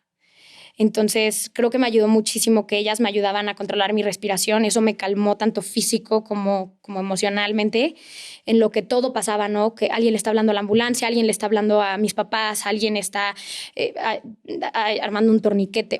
¿Y cómo son las cosas? Que uno de mis amigos que estaba ese día del accidente con nosotros acababa de tomar un curso de primeros auxilios porque lo necesitaba para un emprendimiento que él estaba haciendo en su momento. Entonces, él tuvo una templanza y una reacción tan impresionante que él estaba entero, él se puso enfrente de mí, yo nunca quise ver mis piernas porque sabía que me iba a alterar, entonces yo me acuerdo solo de estar volteándolo a ver porque él estaba enfrente de mí, él estaba haciendo mis torniquetes y me acuerdo que él estaba tranquilo y me decía, estás bien mal, estás bien, y yo decía, ok, sí, estoy bien, y eso me calmaba. Eso se lo voy a agradecer toda mi vida. Y pues ya todo lo demás pasa muy rápido. Todo es muy reactivo, ¿no? O sea, hay que ser rápidos, hay que llegar a la ambulancia. Yo trataba de seguir las órdenes que me daban, o sea, que pon tu cuello así, que acomódate así, que muévanla así. Ya todo esto es un poco borroso, solo me acuerdo como que me movían a la camilla, me movían a la ambulancia. No me acuerdo mucho del trayecto a la ambulancia, sí me acuerdo de llegar a urgencias y estando en urgencias fue cuando el dolor empezó a entrar fuertísimo porque la adrenalina como que ya se va, tu cuerpo como que ya estás en el hospital, entonces tu mente como que tu cuerpo baja un poquito más la guardia de que, ok, ya estás en el hospital. Y fue cuando empecé a tener muchísimo dolor. Solo me acuerdo que me preguntaban mi tipo de sangre, me conectaban cosas y yo ya empezaba a sufrir muchísimo de dolor y yo solo pensaba, ya estoy aquí, ya duérmanme, ya no aguanto. Y me decían, tranquila, te estamos preparando para entrar a quirófano, tranquila. ¿Cuánto tiempo pasó entre el accidente y que ya estuvieras en el hospital? No sé, qué buena pregunta, pero probablemente 1 hora y media. Fue rápido, estábamos cerca del ¿Tú lo hospital. sentiste rápido? Sí, la verdad sí. Yo sentí que la ambulancia llegó en 5 o 10 minutos. Yo sentí que llegué muy rápido al hospital. Se me pasó lentísimo estar en la sala de urgencias esperando a que me durmieran. Ya no aguantaba el dolor. Y ya, ya no sé ahí en qué momento perdí conciencia y para entrar al quirófano. Ya no sé. Solo recuerdo despertar en terapia intensiva. ¿Y qué pasa después? Pues creo que vino lo más difícil porque claro que yo sabía que todo el impacto había sido a mis piernas, claro que yo sabía que fue grave, que estaba delicada, eh, pero pues obviamente uno nunca se imagina que va a perder las piernas, ¿no? O sea, yo pensé que me iban a arreglar mis fracturas y iba a despertar con clavos y yesos, pero desperté y doy muchas gracias que al momento al que despierto, entre que estoy despertando la anestesia, entonces es un poco lento, pero despierto y lo primero que veo es a Santiago, mi novio. Y eso me tranquilizó muchísimo y le agradezco tanto a Dios por no dejarme despertar sola. Porque lo que pasa en terapia intensiva es que pues es muy controladas las visitas, es por 1 minuto, 2 y estás todo el tiempo sola. Entonces, de verdad que me siento muy afortunada de abrir los ojos y verlo a él. Y me acuerdo verlo muy emocional, pero muy aliviado de verme despierta, de verme estabilizada. Me abrazaba, me daba besos, me decía que vamos a estar bien. Pero me acuerdo que mencionó, le vamos a echar muchas ganas con rehabilitación. Y me acuerdo que eso a mí me confundió. O sea, como que yo dije, pues, ¿por qué rehabilitación? Y ya, yo seguía en este proceso de ¿Cómo empezar a describirías reaccionar. como el sentimiento como que en ese momento de estar con él? Pues creo que fue como alivio, o sea, como de despertar y verlo y decir, ok, él está aquí conmigo, pero también yo estaba despertando de una anestesia en donde estoy reaccionando muy lentamente a todo, pero sí fue como, ay, aquí estás, Ann, como un alivio. Pero hubo un momento en el que creo que la doctora le llama, entonces él sale del cubículo en donde yo estoy y fue cuando yo como que empiezo a medio seguir reaccionando y volteo y me veo y veo que mi pierna derecha ya no está. Y ahí sí fue, pues, creo que toda terapia intensiva me escuchó, o sea, grité el nombre de Santiago como con pánico y él regresó con la doctora porque creo que él había salido porque la doctora le habló. Y cuando entraron los dos, bueno, o sea, yo creo que sí estaba en un momento de crisis. No me acuerdo ni siquiera, solo me acuerdo llorar mucho y sentir que mi vida se acababa. O sea,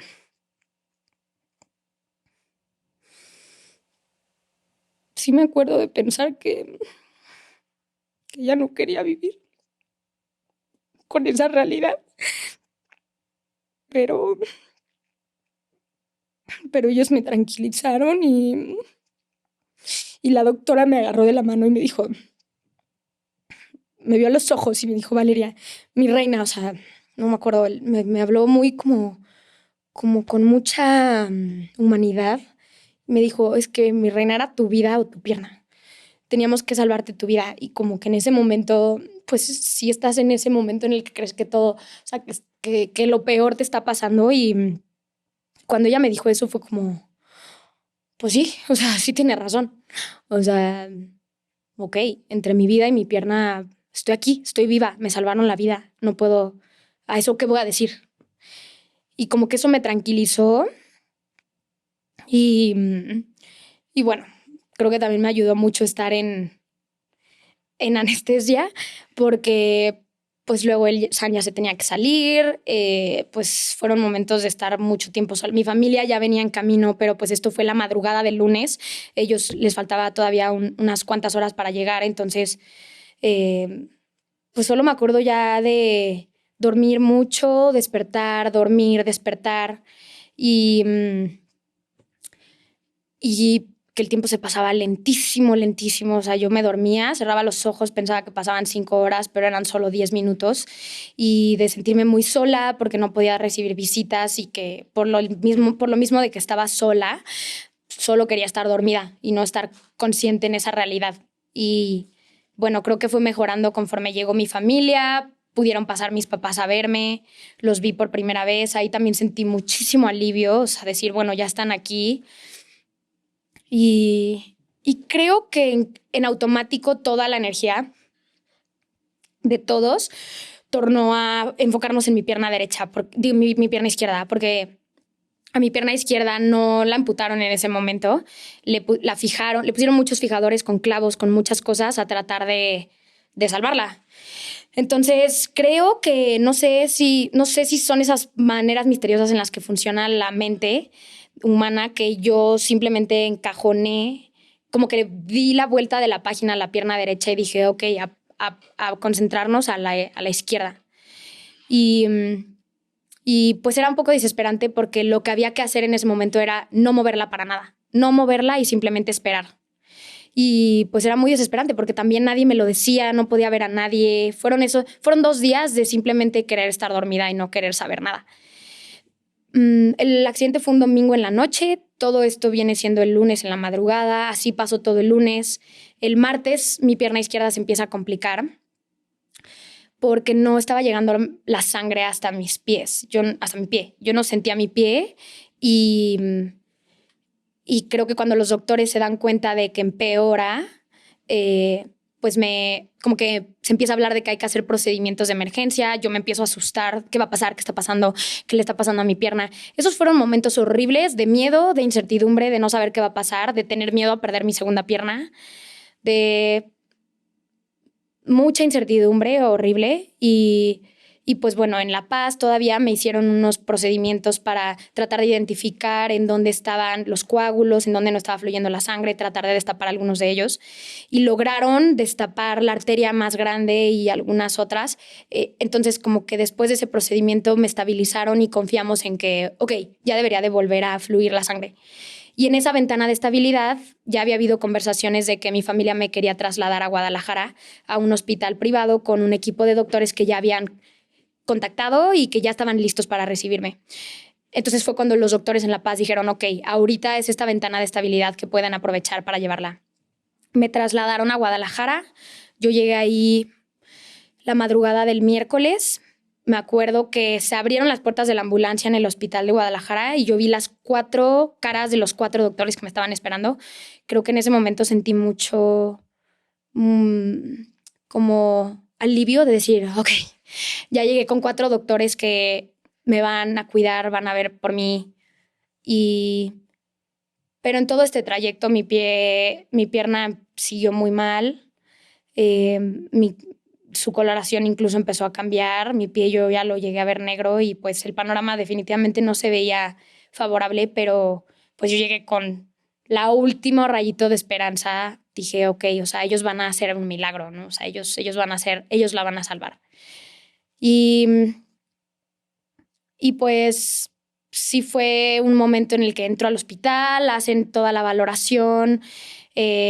No, trataban de ser muy discretos conmigo porque no hablaban de nada directamente conmigo, pero la angióloga, me acuerdo verla, estar valorando dónde hay sangre fluyendo a los distintos niveles de mi pierna, de ser muy templada, de no mostrar nada, pero después de todos irse a otro cuarto a discutir. Y eso a mí me daba una incertidumbre horrible que yo decía, es que ¿qué va a pasar? Y yo solo les pedía, por favor, sálvenla. Pero pues sí me dijeron, tu pierna está muy lastimada y me acuerdo que pues, fue un golpe durísimo porque fue otra pérdida muy grande, ¿no? O sea, pues cuando supe lo de la derecha fue un shock y una crisis horrible, pero yo decía, bueno, pero mi pierna izquierda, y cuando te enfrentas al golpe de que también la pierdes a ella, pues es otro golpe de desesperanza muy fuerte. Y me acuerdo de pensar, o sea, de estar viendo a la angióloga y de decirle, por favor, sálvala. Y ella me acuerdo que me dijo algo que nunca se me va a olvidar, que me cambió todo el chip, porque ella me dijo, vale, estamos todos aquí para tomar la mejor decisión para ti. Y a veces una pierna así de lastimada no es la mejor opción. Te puede traer infecciones muy peligrosas que pueden poner incluso en riesgo tu vida. Te pueden traer muchas más cirugías, mucho dolor, y nada ni siquiera puede asegurar que realmente la salvemos. Entonces, los hechos son que sí está muy dañada, pero ten la certeza que vamos a tomar aquí la mejor decisión para ti. Y ahí creo que entré en cuenta de, ok, tal vez mi creencia era, la mejor opción es salvar mi pierna, sálvenla. Pero ella me hizo caer en cuenta de que no, la mejor opción para mí también se veía con la posibilidad de pues perderla, porque no, yo la vi, o sea, yo vi mi pie negro, yo pude ver lo mucho que se deterioró y pues como que eso me ayudó a entenderlo. Entonces cuando ya me dijeron, después de todas esas valoraciones la mañana del miércoles, que pues sí, se tomaba la decisión de amputar, pues creo que ya lo veía venir y pues sí fue un golpe muy duro porque a diferencia de con la derecha, y creo que son cosas buenas y malas, ¿no? O sea, creo que tuve tiempo de poder asimilarlo, pero al mismo tiempo son momentos muy difíciles en donde sabes que ya vienen por ti para ir a quirófano y sabes que van a amputar tu pierna, ¿no? Entonces me requirió ser muy valiente ese día. Pero bueno, yo sabía que era la mejor opción para estar mejor. Entonces, pues 3 días después del accidente fue que amputan mi pierna izquierda en Guadalajara. Y pues ya que salgo de ese procedimiento, ya creo que todo empezó a ir para arriba. Y creo que sí, Dios permite estas tragedias, pero también Dios acomoda las cosas para que desde el momento del impacto del accidente desde ese momento hasta el día de hoy, todo se ha acomodado para estar bien, para recibir ayuda, porque en La Paz, en Guadalajara, siempre estuve en las manos de grandes doctores, en donde a mí no me queda duda, tengo la certeza de que se hizo todo lo que se podía, de que así eran las cosas, así tenían que ser las cosas. Dimos con un doctor muy bueno en Guadalajara que después de mis amputaciones me pudo hacer una tercera cirugía para...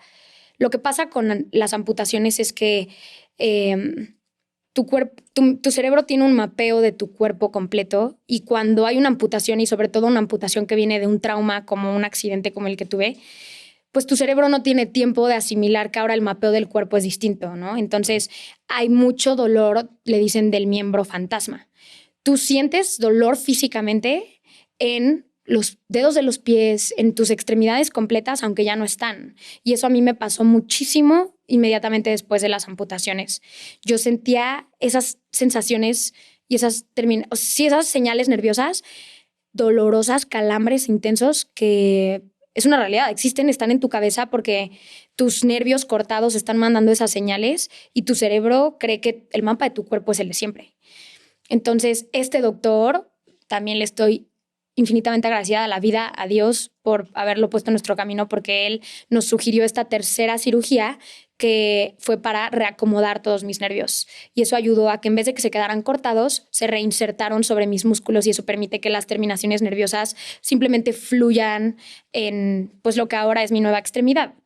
Y eso me eliminó por completo el dolor del miembro fantasma. Algo que ha mejorado muchísimo mi recuperación.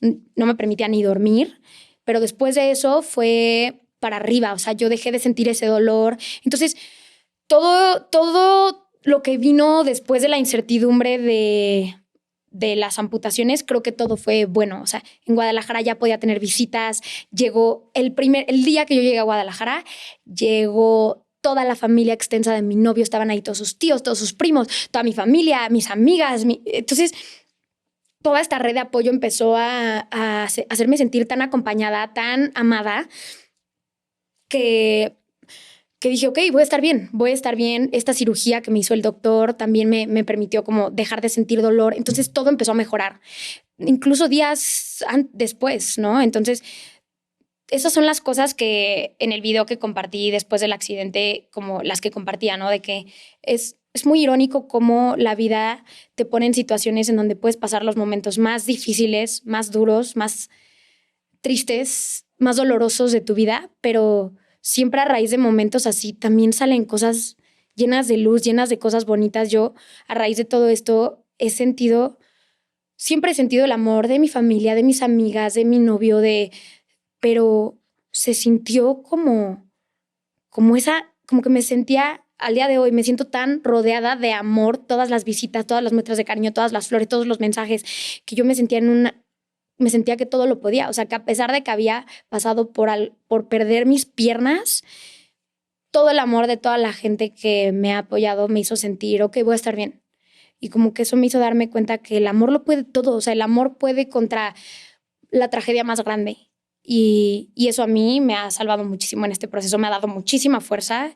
Me visitaban mis amigas y me decían, es que estás impresionante, o sea, estás muy fuerte. Y yo, pues es porque ustedes están aquí. O sea, como que definitivamente lo atribuyo a tener a toda esa red de apoyo cerca. Y pues ya, de ahí todo ha mejorado nada más.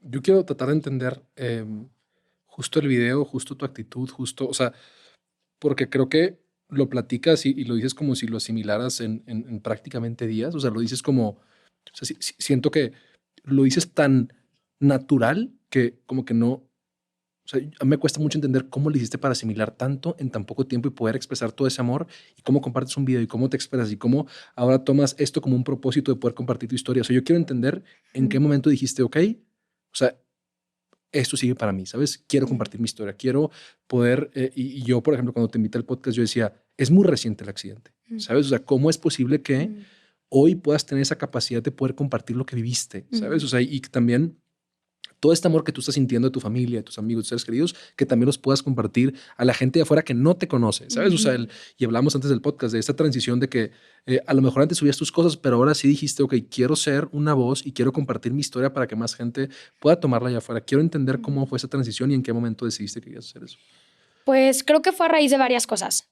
La primera fue que un amigo cercano a la familia de San, mi novio, recientemente hace un par de años tal vez, que también sufrió una amputación por un atropello también, pero en circunstancias distintas, que perdió una pierna y que al día de hoy camina con una prótesis y que él se enteró del accidente apenas a horas y él mandó una nota de voz todavía me acuerdo, como de 4 minutos, donde nos compartía desde su experiencia los tips que a lo mejor a nosotros nos podían servir para pasar esos momentos tan duros.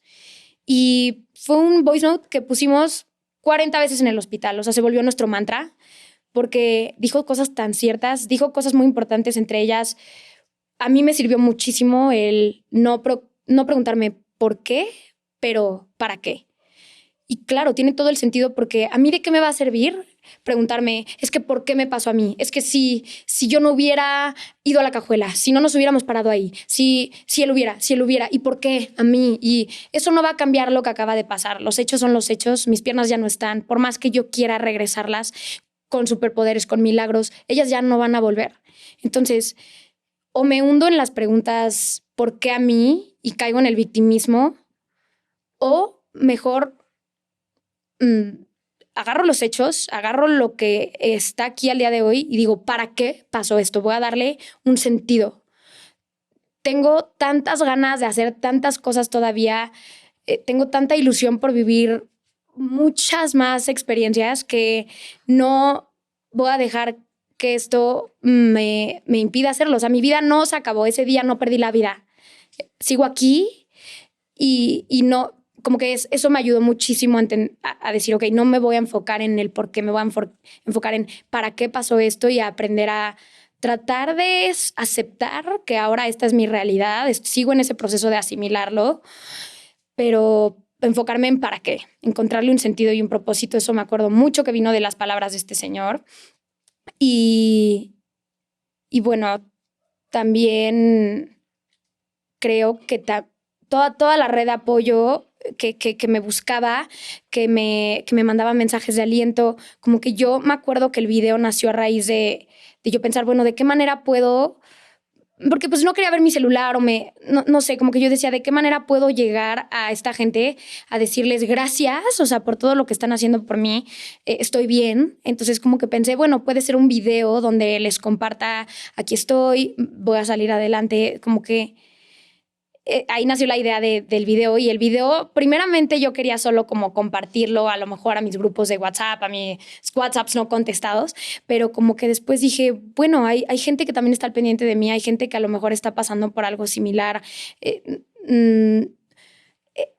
También está toda esta parte en la que yo podía percibir como, pues que la gente está hablando de lo que pasó y como que yo decía, yo quiero contar mi historia, yo quiero que la gente me vea que estoy bien, que yo me quería sentir dueña de yo quería ser dueña como de esa narrativa. Entonces como que de ahí nació la idea de decir, ok, yo quiero que lo escuchen de mí, quiero que me vean que estoy bien, que voy a salir adelante y de ahí nació la idea de compartirlo realmente y ha sido una respuesta increíble. Me daba mucho miedo porque claro, o sea, claro, es algo muy vulnerable, pues estar hablándole a la gente en redes sociales unos días después del accidente. Creo que era cuando ya estaban por darme el alta y yo estuve internada como 2 semanas. Pero la respuesta fue tan bonita. Todos los mensajes de vas a salir adelante, eso solo siguió alimentando mi fortaleza y mi motivación para echarle ganas. Y entonces creo que se empezó a dar como una ayuda recíproca en la que yo recibía esa fortaleza de la gente que me daba esas palabras de aliento, pero al mismo tiempo cuando me decían, es que escuché tus palabras y me inspiró muchísimo, gracias. Fue como, no, pues qué padre que yo también puedo como de alguna manera ayudarlos, a inspirarlos de alguna manera. Y entonces eso creo que me empezó a dar más confianza a ir compartiendo un poco más de este proceso, porque luego fui pensando, a lo mejor hay alguien que está pasando por lo mismo. Mientras yo estoy pasando por esto, he encontrado cuentas de tantas personas que también han pasado por una amputación y el ver cómo ellos comparten su camino me ha ayudado tanto que digo, bueno, a lo mejor yo puedo ser esa persona para alguien que esté pasando por algo similar o que lo vaya a pasar en el futuro o que sea algo distinto, pero alguna dificultad y se sientan de alguna manera identificados y creo que eso ha sido muy bonito, o sea, compartir. Y creo que viene mucho con lo que platicas de que te gusta que en este espacio enseñar que la vulnerabilidad es como nuestra mayor fortaleza, porque sorpresivamente al mostrarme vulnerable ante no solo la gente que yo conozco, pero también la gente desconocida en redes sociales, como que me ha hecho más fuerte, hemos compartido cosas muy bonitas y la vulnerabilidad realmente es lo que nos hace conectar con las personas y creo que he conectado con muchas en este camino y son de las cosas bonitas que a raíz del accidente pues he podido vivir. Me encanta, o sea, estoy impresionado. Hace rato entrevistaba a Jessica y me encantó una frase que decía, porque yo le pregunté, ¿cuál es el mayor aprendizaje que has tenido más allá del roce? Me decía que la gente más valiente es la que le pone el propósito a su tragedia. ¿sabes? Y creo que es muy fácil lo que decías, de serte la víctima o de que por qué, sino le voy a poner un propósito a mi tragedia y también esta frase de que todo pasa por una razón y es nuestra responsabilidad encontrar esa razón. Y esa es una manera de encontrarles accionando, ¿sabes? O sea, y eso se me hace súper bonito. Y quiero hablar como de los principales miedos que salen después, ¿no? O sea, porque pasa toda esa parte de aceptación y, ok, ya acepté esto, ya lo asimilo, ya lo tomo, pero obviamente están todos estos miedos, ¿no? Y creo que son miedos, y yo lo veo muchísimo en tu novio, la manera en cómo te apoyan, cómo está. Y el otro día pusiste como de la importancia de también hablar las cosas, y esos son los miedos que tengo, y esas son las cosas que tengo. O sea, creo que sí es muy importante eso. ¿Cuáles han sido tus principales miedos y cómo los has afrontado? Creo que ahora tengo mucho miedo al futuro. Ok.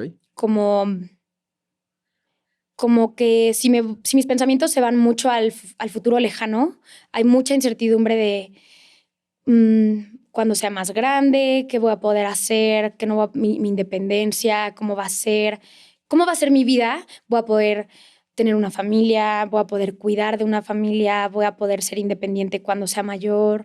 Como que vienen todas estas dudas de que se trasladan a miedo. Ok.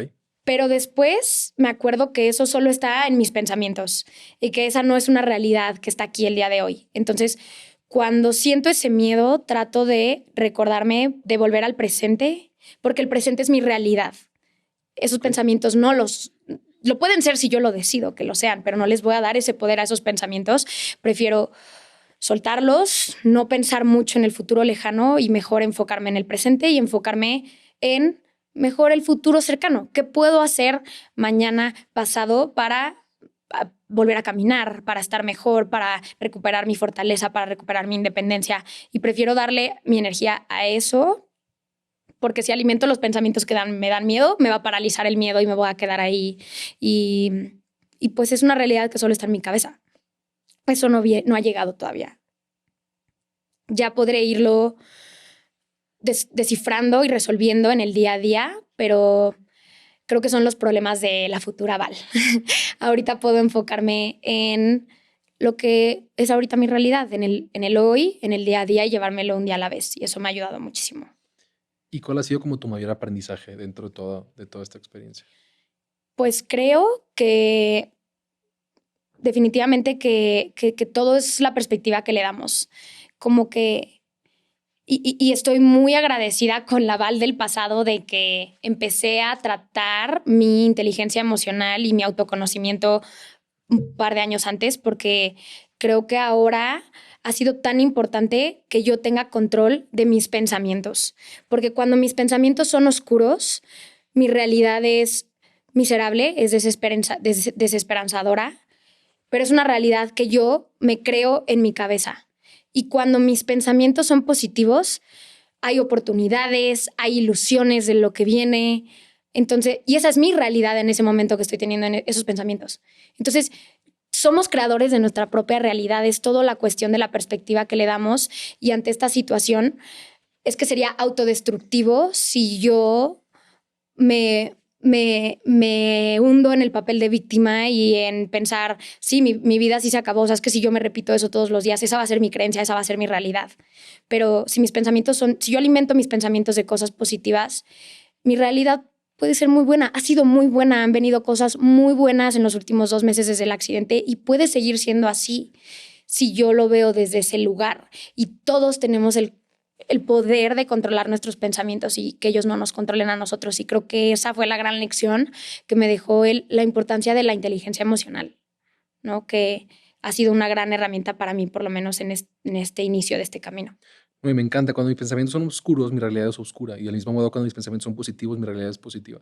Y la importancia de la perspectiva y cómo y le quitamos el poder a los pensamientos. Y la importancia de ser consciente de los pensamientos. Porque creo que muchas veces pasa que te vienen pensamientos negativos y automáticamente los rechazamos y decimos, es que ¿por qué estoy pensando esto? Es que no debo estar pensando esto. En vez de decir, ok, ¿por qué estoy pensando esto? Y tratar de cambiar esos pensamientos a que sean positivos y como tratar de ver las cosas en el lado positivo. Exacto. Y ahorita como que me gustaría pasar al siguiente tema como de qué sigue para ti, o sea, cómo ves los próximos, sí, o sea, Y justo fíjate que fui a correr con Adrián Velarde y me decía, es que Milo, tú no entiendes. O sea, tú no entiendes la personalidad de Val. O sea, tú vas a ver a Val, va a estar hikeando, ¿sabes? O sea, de que es su personalidad, porque es una persona de que, como decías, y yo lo puedo ver en tu historia, ¿sabes? De que es súper aventurera, de que a por ello. ¿Me explico? O sea, y creo que eso, o sea, sí. O sea, es increíble. O sea, y como que literal, hasta estoy como, no sé ni qué palabras decir de lo impresionado que estoy, que a 2 meses del accidente estés con esa mentalidad, con esa actitud, el apoyo que tienes de tu familia, el cómo llegas, la manera en cómo impactas, la energía que tienes. Hay muchas cualidades que detrás de los videos no se notan, pero atrás de la cámara sí se notan, ¿sabes? O sea, y como que quiero, me gustaría pasar a qué sigue en esa transición ahora. Pues mira, corto plazo, definitivamente todo mi enfoque, mi energía está en volver a caminar, porque volver a caminar me va a volver a dar la oportunidad de ser independiente en cuanto a mi movilidad. En el mediano plazo es que quiero poder recuperar la mayor parte de lo que hacía antes, y eso implica viajar, es que hacer hikes y senderismo y viajar a la naturaleza y parques naturales es como de las cosas que más me gustan. Entonces yo tengo la certeza que antes de que acabe este año yo voy a conocer países nuevos, yo voy a conocer parques naturales nuevos. O sea, es que eso yo tengo la certeza. O sea, solo tengo que aprender a caminar en unas prótesis, pero estamos en ese proceso y creo que en el un poco más largo plazo es que creo que esto me vino a sacudir de una manera pues muy fuerte y no me quiero quedar en la comodidad, no me quiero quedar en asumir, no me quiero quedar en que me vuelvan a pasar las cosas desapercibidas, en que se me pasen lo que decía hace rato de como dar cosas por sentado. O sea, quiero vivir todo intensamente, quiero lo bueno, lo malo, se ha sentido tan gratificante de alguna manera inspirar a otros que quiero, y estoy en ese proceso de seguir descubriendo cómo puedo seguir inspirando a otros. Y pues no sé si va a ser a través de una fundación en el futuro, si va a ser a través, no sé, estoy en ese proceso, el tiempo dirá, lo estoy descubriendo, pero... ¿Y cómo describirías como el apoyo de tu novio, de San, de tu familia? O sea, de la importancia, o sea, como hoy en ese acompañamiento, ¿cómo lo describirías? Pues un pilar en mi recuperación, definitivamente, de mi familia, de Santiago como mi pareja, porque son quienes me rodean de amor y me hacen sentir que no estoy sola en estos momentos difíciles. Entonces, cuando tengo su amor, cuando son pacientes, cuando me ayudan, cuando me acompañan no sé, desde las cosas más... en este proceso he tenido que aprender a hacer cosas, o sea, de nuevo, como bañarme, como ir o sea, muchas cosas que su amor incondicional es estar ahí para mí, incluso en mis momentos más vulnerables, no sé, esa incondicionalidad me hace sentir acompañada y mientras yo me siento amada, me siento capaz de cosas, capaz de salir de esto. Entonces yo a ellos, pues o sea, les estoy eternamente agradecida porque creo que son el pilar de que yo también me sienta fuerte y que yo también tenga la motivación de todos los días salir adelante. Y todos los doctores me lo han dicho, los protecistas que empiezo a visitar, me dicen qué increíble tu red de apoyo y qué importante es, porque afectan directamente al estado de ánimo de quien está físicamente pasando por una amputación, algo así. Entonces, o sea, si yo me siento feliz y fuerte y capaz y motivada es por ellos. No, y qué impresionante que desde que estás chiquita, como te han inculcado el tú eres capaz, el tú puedes, el inculcar la seguridad, la confianza y hoy a pesar de ese accidente la sigues teniendo y sigues como teniendo esa mentalidad de que yo voy, o sea, voy a viajar este año para mí, o sea, me está volando la cabeza, te lo juro, o sea, sí. Qué pues ya viajé aquí a la Ciudad de México, no estuvo tan mal, entonces puedo tomar vuelos un poquito más largos. No, pero qué impresionante. Yo quiero pasar a ¿cuál es el consejo que más te ha servido? ¿Quién te lo dijo y en qué momento te lo dijo? Pues creo que sí vino de ese voice note que te platiqué.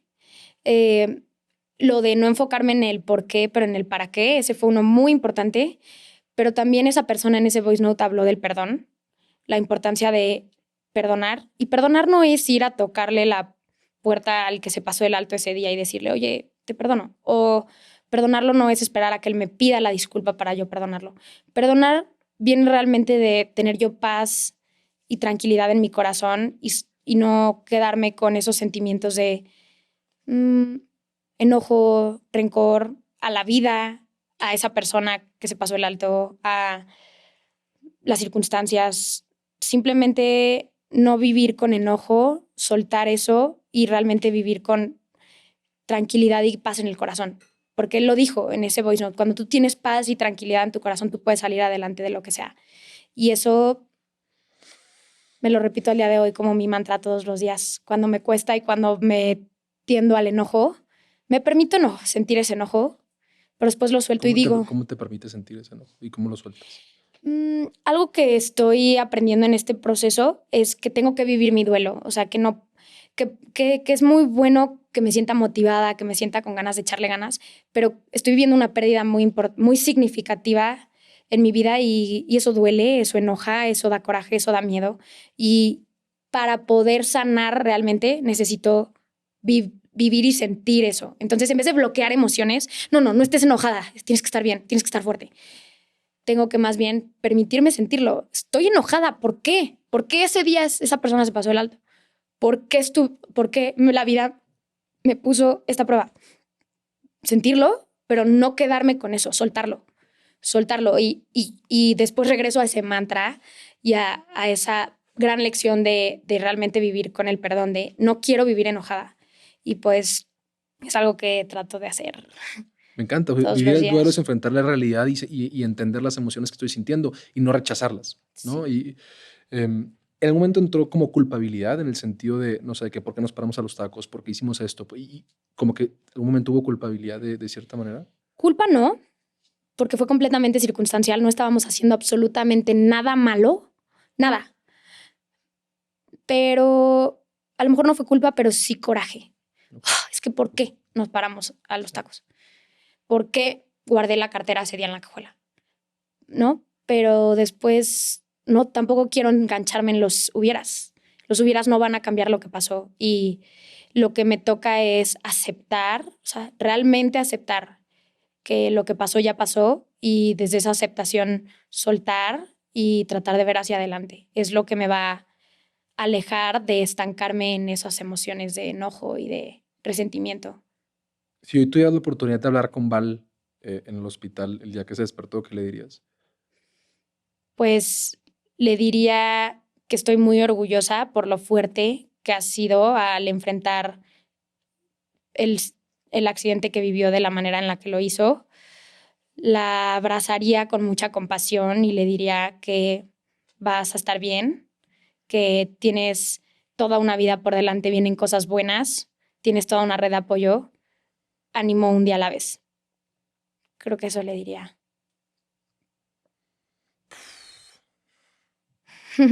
Qué impresionante. Y te tengo un regalo. Un regalito. Muchas gracias. Me encantan los regalos. Te tengo un regalito. Es una carta que te escribió tu hermana Paola. No. Ay, no voy a llorar. Que dice, Vale, ¿por dónde comienzo a expresarte lo que pienso y siento por ti?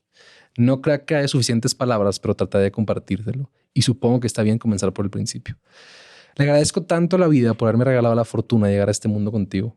Cada vez que lo pienso me parece increíble y extraordinario ser cuatas. Gracias por ser mi media naranja, por haber crecido, llorado, jugado y compartido conmigo. No tengo ni un solo recuerdo triste de nuestra infancia. Todos los recuerdos son alegres y en todos estás tú. Si recuerdo los momentos en familia, ahí estás tú. Si recuerdo los momentos en la escuela, ahí estás tú.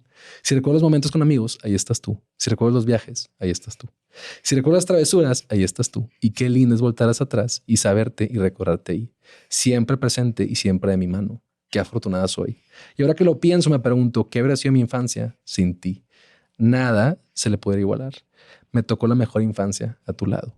Gracias por haberte escondido conmigo detrás del refri, por las muchas tardes de juegos de Barbie, por ir vestido y peinada igual que yo, por las tardes de tarea y estudio juntas, por las noches de prácticas profundas, por las jaladas de pelos y peleas y mucho más. Pero sobre todo, gracias por ser mi lugar seguro.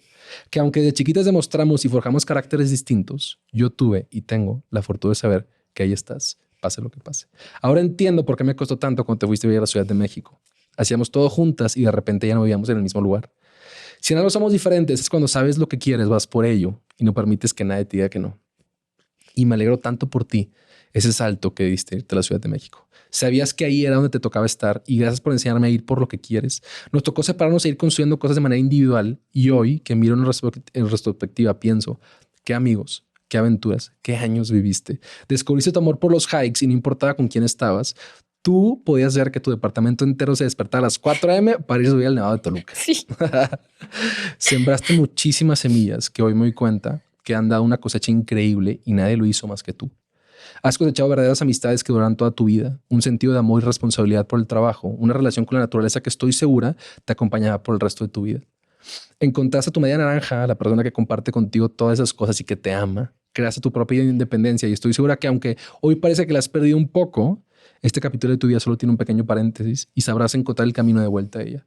Y todos los que te queremos estamos y estaremos contigo para ayudarte y guiarte hacia ella.